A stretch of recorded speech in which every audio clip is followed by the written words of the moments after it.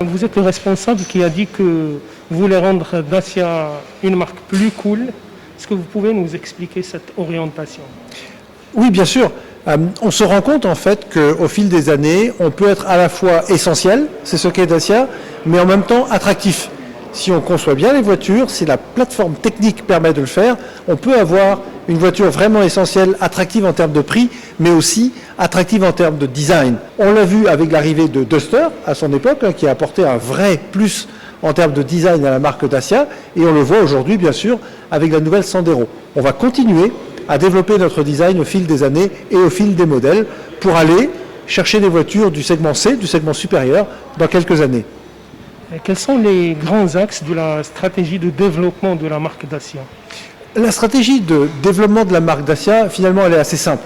C'est ce qu'on sait très bien faire sur le segment B, le segment des petites voitures, on va continuer à le faire. Dacia reste Dacia.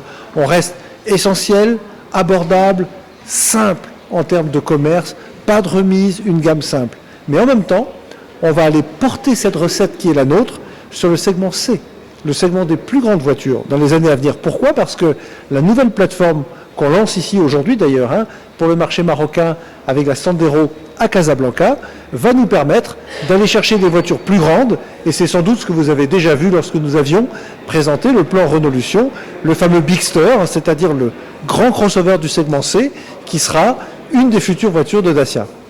Quel rôle peut jouer le Maroc dans cette stratégie? Le Maroc a un rôle extrêmement central dans la stratégie. Dacia, c'est quoi? Dacia, c'est trois choses en même temps.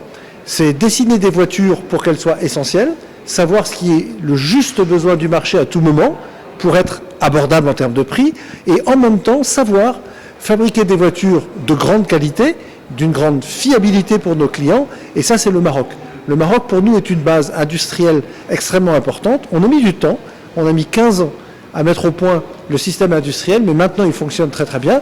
On fabrique ici plus de 400 000 voitures, dont 90% des voitures sont exportées vers l'Europe de l'Ouest. Où en est l'électrification de la marque? En ce qui concerne l'électrification de la marque Dacia, ce qui est bien, c'est qu'on est prêt. On est prêt. Dacia n'a pas vocation à être le front-runner, le premier à électrifier les voitures. Pourquoi? Parce que Dacia propose l'essentiel à tout moment. D'accord? Ce qui est bien, c'est que la plateforme CMF-B sur laquelle nous développons cette voiture est la même plateforme que la Clio, que le Captur, et nous permet de mettre en place très rapidement les solutions d'électrification du groupe Renault, à savoir les e-tech qu'on vend aujourd'hui en Europe, HEV, PHEV, etc. Quand le marché le demandera, nous sommes prêts et nous les mettrons progressivement dans nos voitures. Vous allez prochainement lancer le Spring, qui est 100% électrique.